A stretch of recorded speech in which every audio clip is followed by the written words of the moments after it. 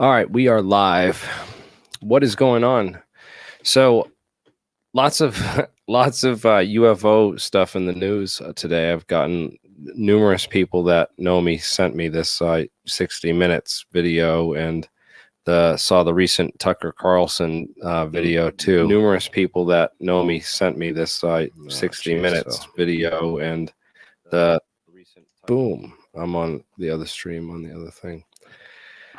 So I wanted to do a stream and talk about this and get some people on to go over some stuff because man, I wish I could play parts of this and go over it all. There's a lot to break down and digest here. And first off, they brought out this numerous other witnesses who basically these Navy pilots say that they've been seeing these UFOs every single day for the past 4 years.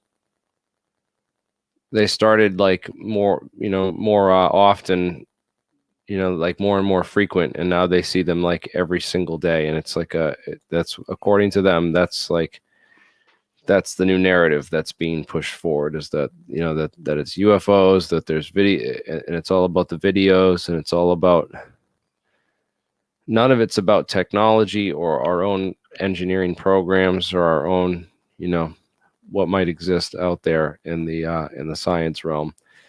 And that's concerning and questionable to me as a researcher of this. Not a lot of people know about T.D. Barnes. He was a Area 51 veteran and CIA electronic warfare pioneer, and he was asked to weigh in on what he thought of these Tic Tac encounters. And he said that, there's some technologies that we've developed that not a lot of people in the military know about because they were developed out at, Area 51 special projects. And, I think that, this stuff is kept out of the discussion in the public on purpose for intentional reasons. But the Drive, Brett Tingley and Tyler Rogaway have been doing excellent reporting on throughout all this, bringing some really interesting perspectives, including Tim McMillan. This one's by Tim McMillan. So all three of these guys have been doing some great interviews and reporting on this stuff. So again, we're going to get into the death of Mark McCandlish. A couple articles just dropped a day or 2 days ago. And do you guys know? We'll talk about that in a second, because that's a lot to unpack there. So we'll get back to that Mark McCandlish stuff in a second. I want to focus on these some of these technologies that people should be aware of. And in this world, they're called in the military world, they're called ECCMs, or electronic countermeasures. And you can look these up on Wikipedia and read about some basic information on them. Again, it's Wikipedia, so, but give you some good idea of what kind of development there's been. And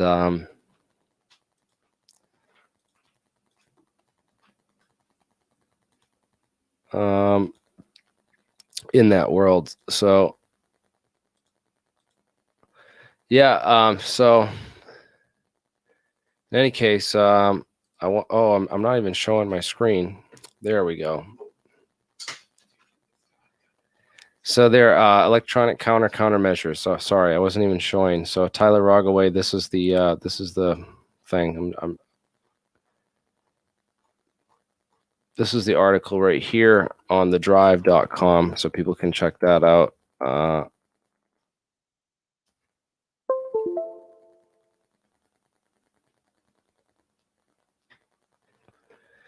So ECCMs, they're basically able to create holograms. They're able to, and we got to figure this hologram technology out and do some experiments with that. A buddy of mine said he's a stagehand, and he was working at that he was working he was working at the Tupac show where they did the hologram of Tupac on the stage, right? So they created this 3D hologram of Tupac on the stage, and he said that the way that they set it up is they had 3 projectors. And I think you can see those 3 projectors in that one picture there. Or something. I don't know. Maybe it's no, I don't know how they did it, but he said they had 3 different projectors from 3 different angles or something. So I got to figure this out. We got to try and do some experiments with holographic projection. I want to see if we can't. There's got to be some technology that can project Tic Tacs. That's Tic Tacs has got to be a lot easier to project than this. And I want to see if that's just one technological hypothesis for what some of these things might be. Another one is that a number of our ballistic submarines were decommissioned, and they had to come up with special projects to basically figure out what to do with the decommissioned nuclear subs. So they had a bunch of these special project guys from DARPA come up with a bunch of ideas, and some of the ideas that they came up with were craft that could launch out of the sub, go fly and do a mission, and then come back into the water and link back up with the submarine, like submerge back under the water and link back up with the sub. That way they could go and be deployed somewhere else. But this whole idea of that the U.S. did this with our subs, it's maybe not unreasonable to assume that maybe the other countries out there did some of this with their Navy subs when they decommissioned their need for nukes, because it's seems like a good idea for different ideas. I think the Chinese are way ahead of us. That's just my personal opinion of reading, a lot of the papers and doing a lot of the literature research. Is there's a lot of the Chinese are doing tons and tons of research into, the right types of physics and the right types of skin coatings and stuff for these what are called transatmospheric vehicles. Transatmospheric vehicles. You'll find a bunch of stuff on that, and there's also the that article on the breaking. There's a lot of information on this article on here. If you search for blasting air, you'll get this September 24th, 2020 article, which is just a massive summary of patents and papers, and these scientists who did this research on this. You start looking into them, and a lot of this stuff went dark, and you find a lot of information just on stuff that they've published that's not really well known about in the mainstream physics community. So I'm having some ideas about what to do with disclosure and what's going on right now, because it seems like the narrative that's being pushed to 60 minutes and in the mainstream media is that, the Navy has no idea what this is, and that they're threats, and that we need a bunch of funding to go after all this stuff. And I'm of the opinion that, these things haven't proven themselves to be, viable threats, and that I think this is a problem of ignorance, that these sightings are just ignorance of what the technology currently exists out there and what these things might be. If we're on the verge of cracking a lot of the stuff and figuring this out, I'm sure other countries can't be far behind, if not more advanced than us, especially when they're publishing in literature shows that they're much more advanced and into a lot more breaking cutting edge research than we are here domestically related to this. So yeah, I was just watching Dark Journalist, and he's still live right now. I'm going to post that we're live on Twitter so that we can get some people here. We got 130 people joining. How's everyone doing tonight? 111 viewers. Yeah.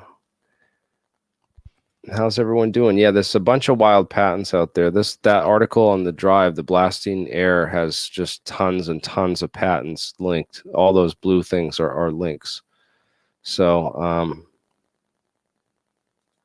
the video works on Facebook, but not YouTube. Weird. It says the video is waiting to start on YouTube. I don't know. It says we're live on YouTube, according to me. Anyone else having problems on YouTube? It says I got 134 people watching on YouTube right now. So everyone can smash that like button for me, and that should get the stream going. So, where the heck is it? Anyways, I want to talk about more of these patents and the technologies that exist out there that can explain UAP. A lot of the stuff is going to drone technology now, as I mentioned, with these electronic countermeasures. I found out about these. I was looking up, this hangar complex for the. First off, I'll go to this and find my slide on the. This is my briefing from Saturday, and I kind of did an updated briefing on some of the technologies and some of the craft, and just an overview of ufology from my perspective, researching this and trying to dig into the science side of it, and really looking at both sides of debunking and digging deeper to try to understand what, this stuff's not all ridiculous. But anyways, the project, you learn a lot of stuff in this when you do real research.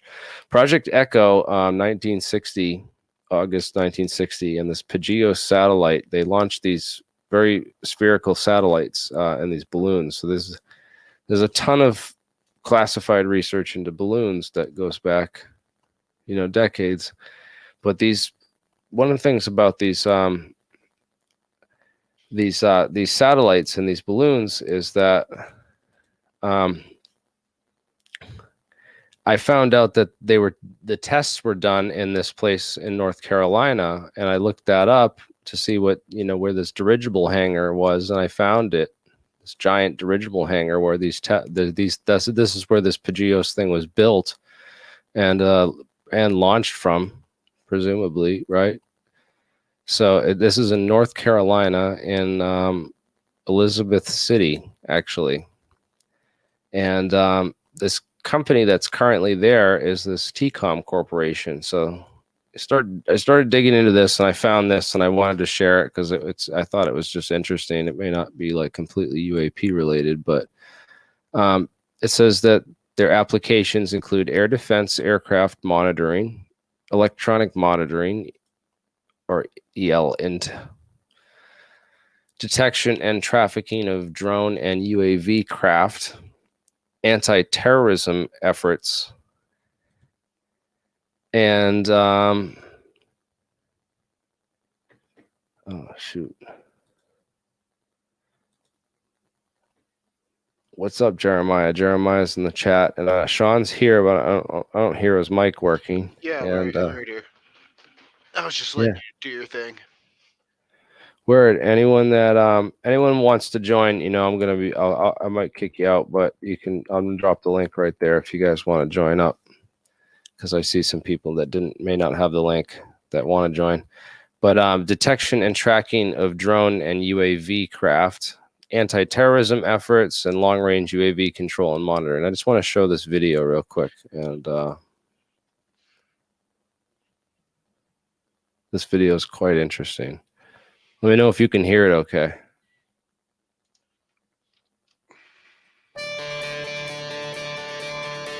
TCOM air surveillance systems are soldiers of the skies, keeping constant watch over airborne threats that would otherwise pass undetected. Air surveillance aerostats detect and track low-flying aircraft and cruise missiles before they enter striking range, enabling defense forces to engage and neutralize the enemy. Air systems use the largest class of tethered aerostats currently in production, routinely operating at elevations up to 15,000 feet for periods of up to 30 days at a time. The aerostats carry long-range radar that is optimized to detect small, low-flying missiles. Additional payloads include active and passive communications equipment. When TCOM air surveillance systems are deployed, surprise aerial assault is not an option. TCOM, actionable intelligence, elevated. Yeah, yep. So basically they have these blimps that can control a whole bunch of drones. This is like the Protoss carriers and StarCraft. I don't know if you guys played that game, but it was like this mothership that carried all the little drones and controlled them all. And that's what you could do from one of these things. Or I think it's actually a tethered blimp. So that doesn't have any, I don't think people go up in it, but it launches from like a tether. So, you know,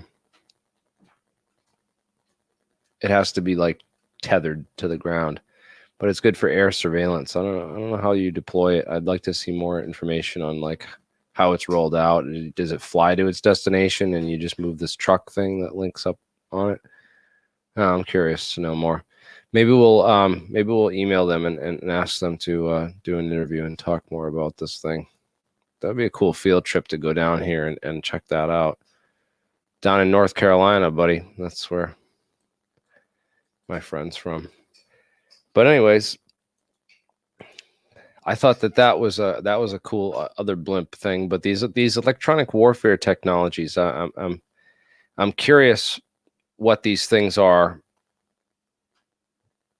If they're aliens, you know, why are they just showing up now and performing these stunts for our military? And if they're Chinese or Russian drones, then the same question, I guess, holds. So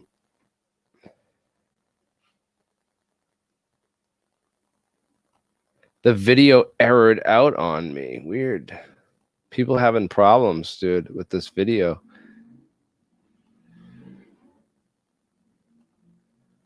I don't know what's going on. Can everyone hear okay? Is everyone out there all right? I'm getting a lot of people saying, even Chris said bye. I don't have much to add.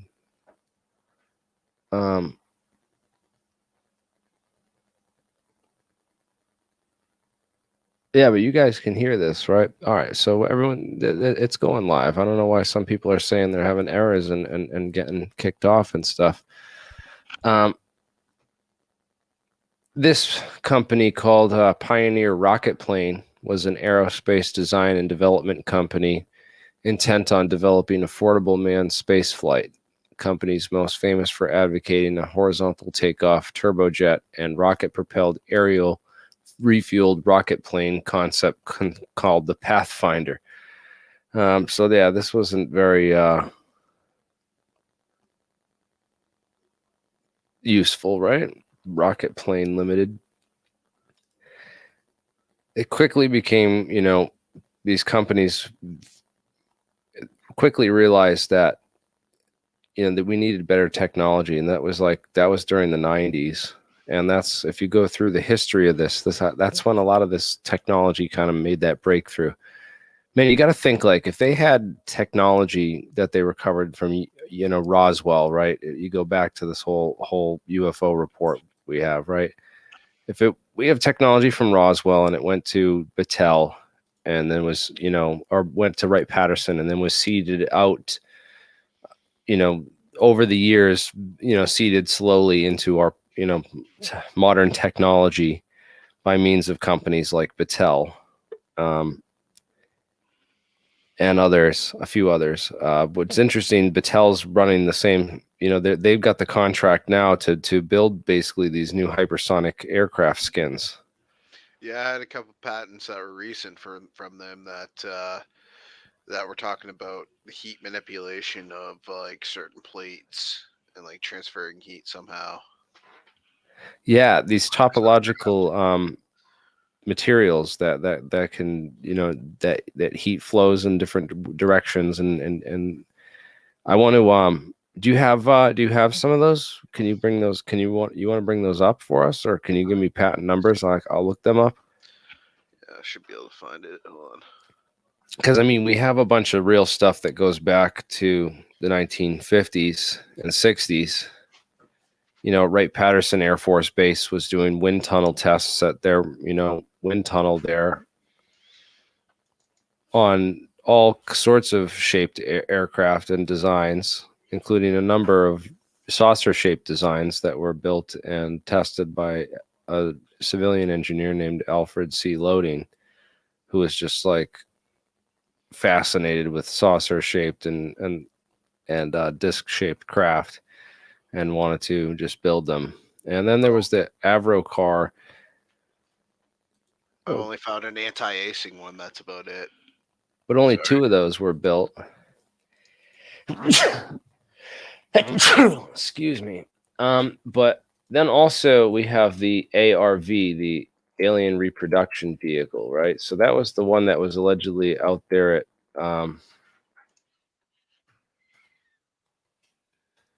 you saw it at Norton Air Force Base, allegedly, right? Mark McCandlish. So this is the Mark McCandlish craft that he allegedly, you know, his friend said that he allegedly saw out at Norton Air Force Base. And he copied like the designs for it and got information on it. And, you know, he was like one of the early guys to like back in the 80s with Bob Lazar. He was the only other person talking about reverse engineering programs or UFO technology. Even though Bob Lazar, like, you know, it is what it is with Bob Lazar. He got all that information, I believe, from John Lear. And I think, I'm not sure if John Lear got all that from Richard Doty and the Falcon Aviary Group and all that stuff, because it seems like this disinformation chain that revolves back to that same group of people.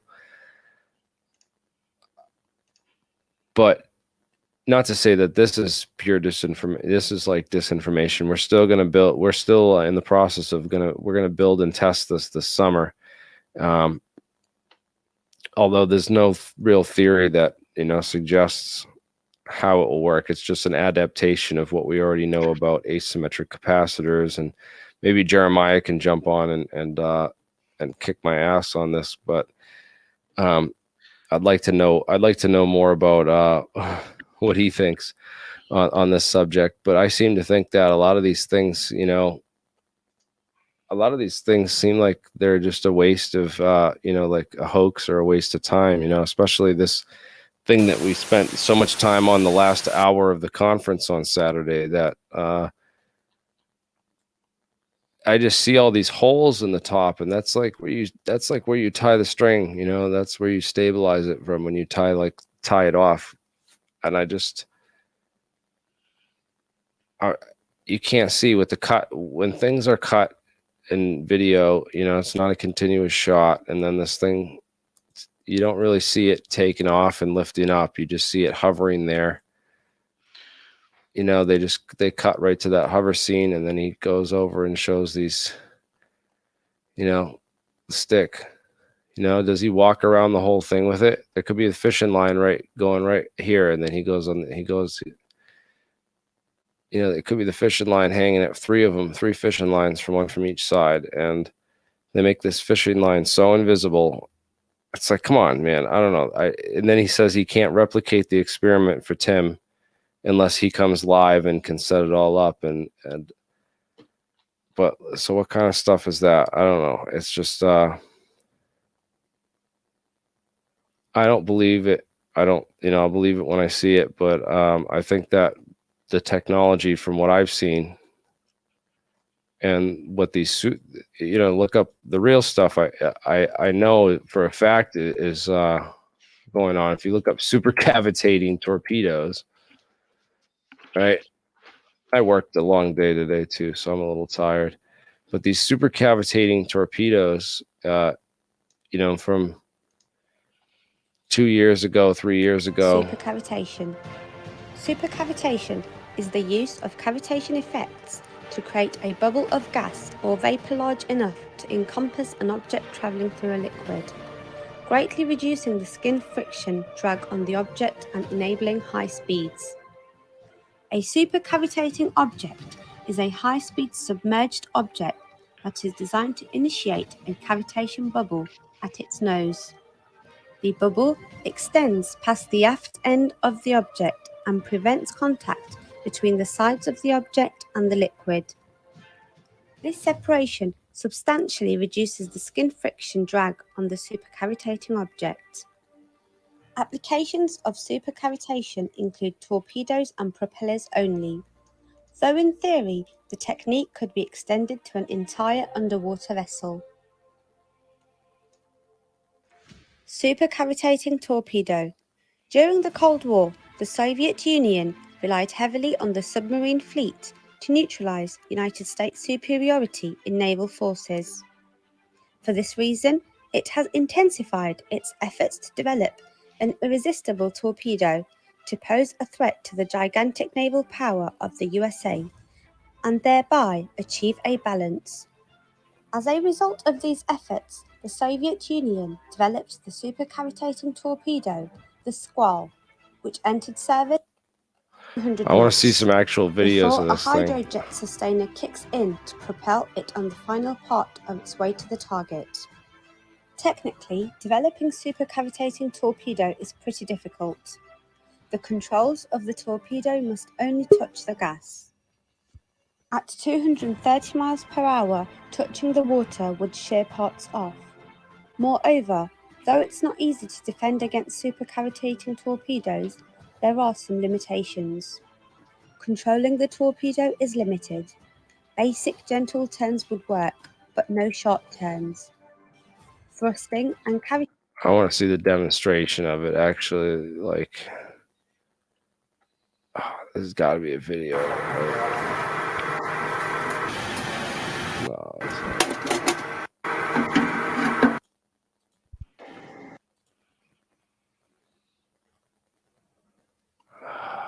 I can't find the video now, but that UAV, yeah, is super interesting. Someone mentioned, so these don't show the advanced one. You know, this shows like it's supercavitation with directed energy weapon, or not really a weapon, directed energy. So it's directed energy. They use a laser. And I don't know if this is... Torpedo announced the imminent completion of the work to design a new torpedo missile, the speed of which will exceed 120 meters per second. The Soviet complex flew even faster, although there are no details about the project. Yeah, see, there's no details, and that was 2 years ago, and there's still no details. But I wonder, this thing looks like it's been sitting in a bunker for 20 years. I mean, look at it. Looks like World War II technology. You got to imagine like the platings that they have for armor, you know, like the armor that they have that's radar resistant and EMP and other weapon resistant platings that they even have on things. I wonder. So my little discovery, sorry, I didn't mean to cut you off too much, but I wanted to tell you this earlier before you went on. Battelle goes under another assignee called Battelle Energy Alliance.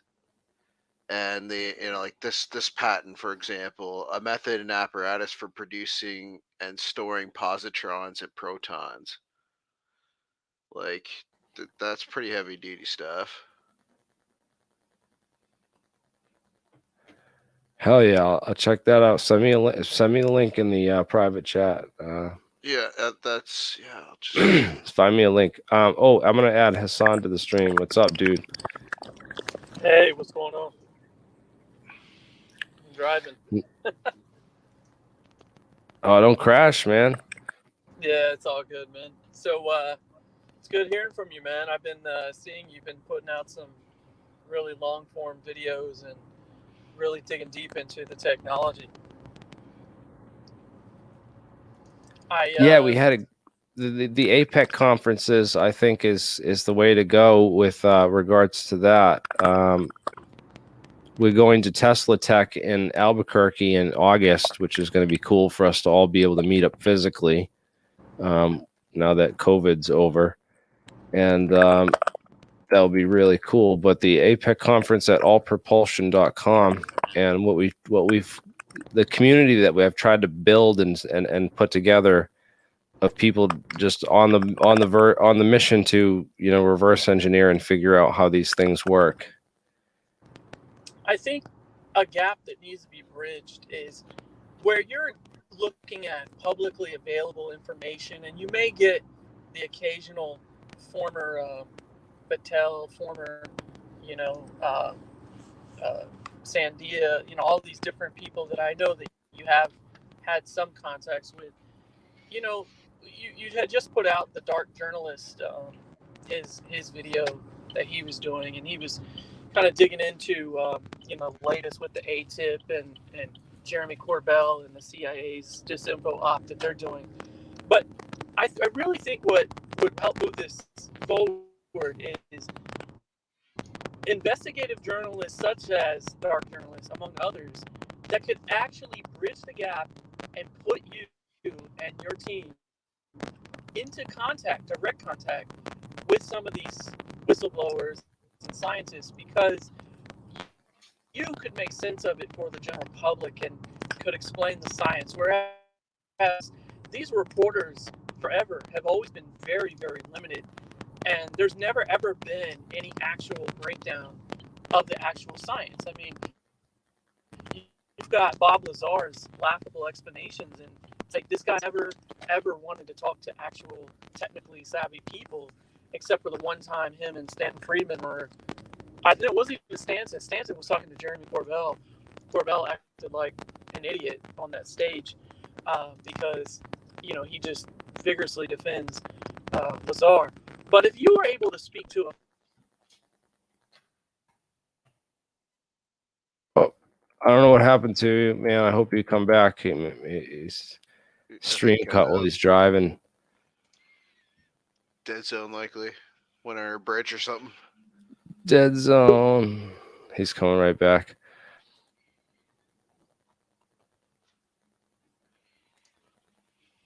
Yeah, so I sent that link there. It's pretty cool looking. Yeah, I'll check that out right now. yeah, I mean, these guys that have the legit contacts, which are very, very few and far between, if people really wanted to break the science, they wouldn't be going to Corbell, they wouldn't be going to rock stars, they'd be coming to your group, because your group, as far as the public realm is concerned, is easily among the best to break this and actually make sense of the science and break it down. These other guys clearly have an agenda, and there's no reason why a legit whistleblower would go to those guys in order to bring this information public. Yeah, I've it's just weird because, like, I'm trying to get more scientists on to get their perspectives and opinions on this, you know. And Brian Keaton kind of gave me like a quick rush, you know, hour-long interview, and I really didn't get to, like, I don't know, I like to have longer discussions than that, but I didn't get to have time to get into any nitty-gritty on anything. So, like, I want to get more interviews with scientists, but they don't want to talk. It's like Avi Loeb gave a whole bunch of interviews to all these other channels and people, but he didn't respond to my emails or want to come on my show. And I don't know if it's just the way that I handle myself, because sometimes I'm really abrasive with people in chat and stuff. But, you know, I'm like, it's much different when you're on one-to-one, because we can actually talk. It's like Twitter just turns into this, you know, like, what can I, you know, possibly say to top this person in 112 you know, characters, or whatever it is. I don't know how many characters it is on Twitter. I don't care. It seems like 112. It's so short. You can't get your point across at all. But yeah, the APEC conference, I think that it's going to be difficult because I think that a lot of the people who really know stuff, I don't know, man. I hope that this opens up this like that it's out in the mainstream now. That I'm gonna reach out to a bunch of these scientists, like basically find all the scientists that write these papers in all of our database. Sean, I'm gonna let you share your database thing. I think one thing that may help you is learn the tactics of investigative journalists. Offer some of these scientists anonymity where they don't have to publicly speak, but if they could even offer you some more details or leads to chase technologically, instead of trying to kind of take this humongously broad approach, if you actually add clues into the science and you could chase a legit lead, then you could break that down for the public. It doesn't have to be a podcast interview with someone actively working that they're not going to jeopardize their clearance or their freedom. But if you were able to get nuggets, I think the public would trust that you're legit and that you are, putting out what you've been told. And at the end of the day, people could lie to you, but you and your team's technical capability could chase those leads, and you could either prove or disprove what you've been told. Well, I do know some of this stuff, right? So, surface plasma on polaritons and these polariton resonances, right? So we know about the Sal Pays patents, right? And so Salvatore Pays, right? Those were the U.S. Navy patents, right? So this was the big thing that came out. We know about those patents that the U.S. Navy was basically they were paying Sal Pays to do this research. And I want to get Brett Tingley on, man, but I don't know. He keeps saying like we need to talk off the record first, and he doesn't ever reach out to talk to me off the record. I've given him all my contact information and all kinds of anonymous ways to get in touch with me, and hasn't happened. But in any case, I'm not. It will happen eventually. He's probably just busy. Sal Pays was doing and got funded by the U.S. Navy to do this research. And in the patent, right here, it's room temperature superconductors that they're able to create, and they allegedly do it through these PZT or this with this magnet wrapped around it. And this is just absurd because this is just like the wrong schematic for how these skin coatings work to do this effect. And getting this technology to work right is really a key is understanding the physics of it. And I think the best physics out there for it is the Stardrive, I would say Todd Desiato. So I'm gonna post his thing individually, but and also you got to check out Jack Sarfatti's work too on the Tic Tac UFO on the Stardrive Report, because he has some interesting perspectives on this as well. I don't know where you're going to find it. So I might have to just do the Stardrive Report and find their latest video. Yeah, this one. So check out this. Where's the video in here? I want to find the video. So he explains with the metamaterials and how they work. Nothing gets in, nothing gets out. There it is. This animation is the white hole force shield concept, in which basically using the metamaterial fuselage of this UAP, you can pump it in such a way as to create a barrier so that nothing can get through the barrier, but the mechanisms inside the ship can shoot out gunfire or missile fire, whatever you want to do. Missiles cannot get in, but we can shoot outside. Right. It's a one-way membrane. Yeah, you can shoot objects or energy out. out of the Like, thing, but nothing can get in. but nothing can get in. Well, yeah. And this is I actually have the equations for that, and it's something that really has to be considered, and that would be that in itself would be a game changer. Yeah. Another thing. Yeah, you could check out his papers too. He does have the equations for all this stuff. Very interesting ideas for this Tic Tac thing. And what does that remind you of? It reminds me of the Battle of Los Angeles, where they literally they brought down the Army's anti-aircraft guns, and all the spotlights in the from Hollywood, and put them up in the back of trucks and with generators, and pointed them at this thing in the sky, and then they shot bullets at it for hours, and it couldn't be penetrated. And that was in 1942 over at Los Angeles. And that's the only thing I could think of that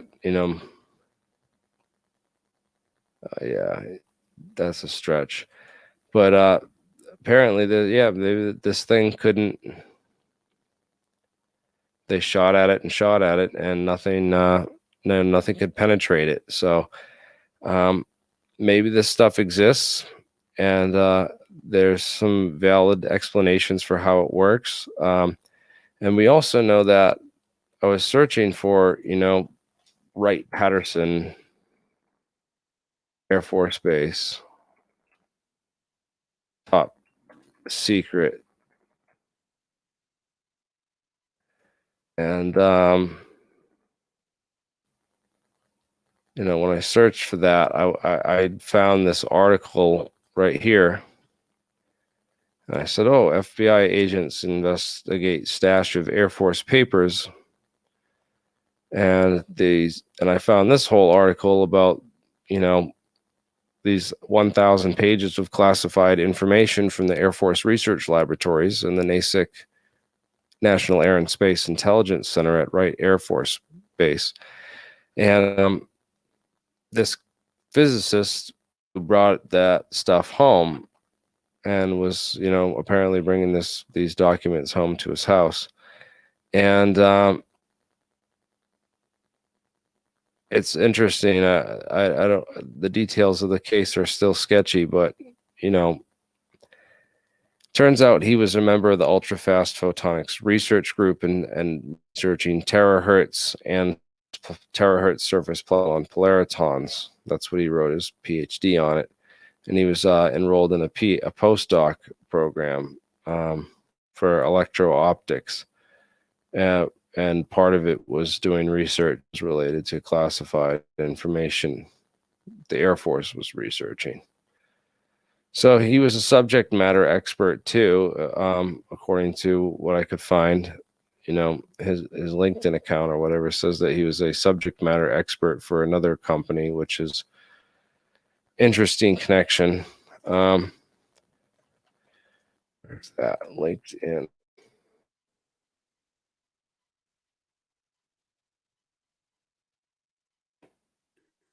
Reaching across the water there, we have amazing exotic physics research happening in places like China, and you have this huge blockade in America trying to find little kernels of information, but you may be well served to get someone that's fluent in Mandarin that can help you do some of the research that is coming out of there. There's a lot of advanced physics research that are going down a lot of these same pathways that you may find more information if you try to go down that road.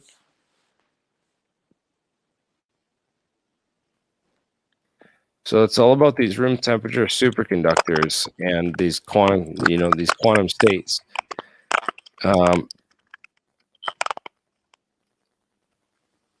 And also it's about invisibility, like it's similar to invisibility technology, because there's this whole theory that the cosmic microwave background radiation is literally this, cosmic glue that holds the universe together.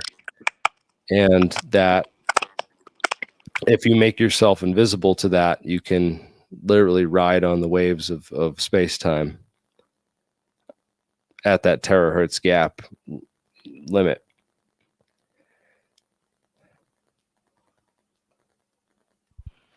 And it's not unobtainium because it's actually like we're closing it with material science and these metamaterials.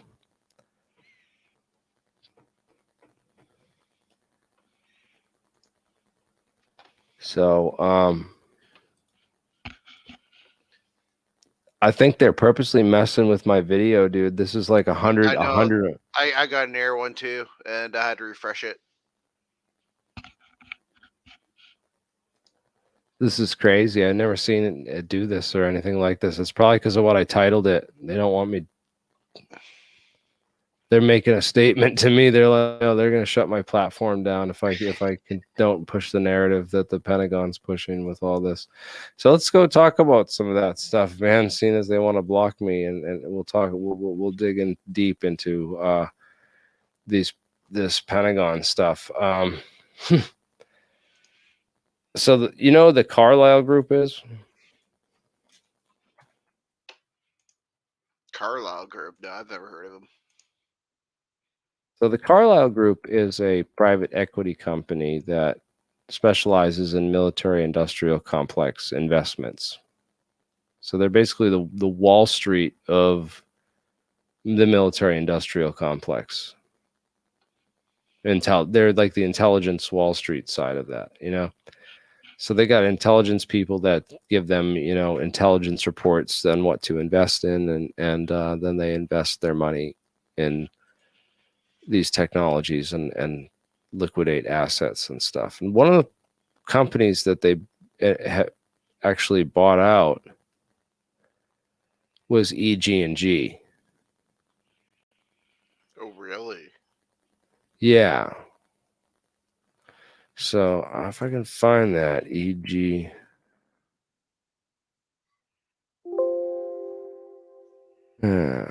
You may not find this thing, but EG&G is the #1 contractor at Area 51. And EG&G developed, tons and tons of these technologies in secret for the CIA and for the government out at Area 51. And EG&G was bought by the Carlyle Group. Where if I can find this, dude. Yeah, so from 1999 until 2001, EG&G was wholly owned by the Carlyle Group. Isn't that interesting? And then it got sold to URS. Who's URS? URS is a defense technical services giant. I think URS has owned them ever since. Oh, but they were acquired by this other company, AECOM. So it just shows you that these are just like, and founded in 1951. You've never heard of this, Martin Koffel? So yeah, this is some, you want to get into some deep research, then do some financial research into some of these companies, and and some personnel research. This is rich mining ground for journalism if journalists want to get into this. Where's that located? ACOM? Where is it located? ACOM. Their headquarters is in Los Angeles, California. I saw a picture down there. I thought I saw something else there. And there's an office building in Ontario, Canada, in Markham. What's it doing there? In the middle of nowhere. Yeah, so they're also in Canada. I think they have some oil and gas refinery, and they must be doing tar sand stuff or something. I don't know. Wow. Who knows? I have to look into this a little more and see what we come up with. This is good fresh ground for people that want to dig into the what's what and who's who of the financial ownership of the deep state who controls this kind of technology and stuff. I think it's important to maybe reach out and have communications with some of these people Maybe we'll try to like call them and do an open dialogue. I've always thought about like calling up Battelle during business hours and seeing what people, just to see what they say, see like, can I get the press secretary? And, I don't really want to do, I'd like them to give me someone that could do an interview with me and tell me about some of this stuff, because it would help answer a lot of questions, man. I want to know every single assignee you guys have. So my stream's just dropping, dude. This is crazy. I'm just gonna kill it right here. This is nuts, dude, what they're doing. I got an error too. I got to refresh. That's the second one I got. I'm just being rude Wow. now. Absolutely. As soon as I say there are, Patel's assignees, they start freaking out. It's the stream, and so I'm paying all this extra money for like this high internet connection for my streaming, and it does nothing. Well, someone says all the streams are. You know what? I'm gonna start going back to like made videos on all this stuff or something. I don't know. I'm gonna end the stream. Anyone wants to join the after party, we can hear each other in the chat just fine. So I'm gonna post that link again. I'll post it too. Oh, I don't have it anymore. I forgot. I only got the pad one. Yeah, I don't know, man, what's going on with this, but in any case, the history of this, people have no idea. Watchdog journalists thing, he did some really good stuff, and I don't know if I gave him a $20 super chat to see if he'd talk about Battelle a little more, because Battelle seems to be key to all this. So yeah, I'm gonna drop the stream. It seems like it's not there's something going on with this on purpose. It's okay in other countries. It's not okay in the US, man. They're like, that's weird, man. All right, I'm gonna drop it, and we'll take this up, and I'm gonna record. I'll record this, and actually, just join the chat. I'll see you guys later. I don't know what's going on.